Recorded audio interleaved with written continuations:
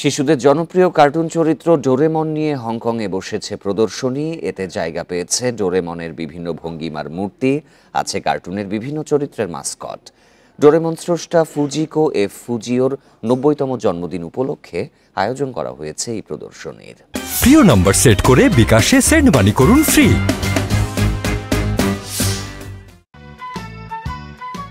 ভবিষ্যৎ থেকে আসা বুক পকেটে অদ্ভুত সব গ্যাজেট নিয়ে ঘোরা নীল সাদা রঙের রোবট বন্ধু ডোরেমন।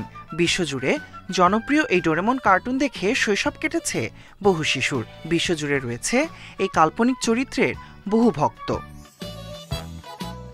এবার হংকংয়ে বসেছে ডোরেমনের ১৩৫টি ভঙ্গিমার মডেল নিয়ে বিশেষ প্রদর্শনী। সেই সাথে রয়েছে ডোরেমনের বিভিন্ন চরিত্রের মাস্কট। এমন রঙিন প্রদর্শনীতে আসতে পেরে খুশি দর্শনার্থীরাও। এমনকি নিজেদের শৈশবের স্মৃতিও এখানে ভাগ করে নিচ্ছেন অনেকেই।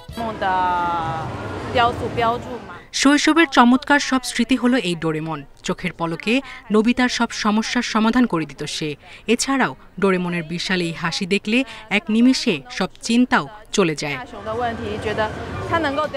ডোরেমন স্রষ্টা ফুজিকো এফ ফুজিওর ৯০তম জন্মদিন উপলক্ষে আয়োজন করা হয়েছে এই প্রদর্শনীর। ভিক্টোরিয়া হারবারের গ্যালারি এবং প্রাঙ্গণ সাজানো হয়েছে বিশাল বিশাল ডোরেমনের মূর্তি দিয়ে। ডোরেমন আমাদের দৈনন্দিন জীবনে সব ভালো সময় উপহার দেওয়ার মতো একটি চরিত্র।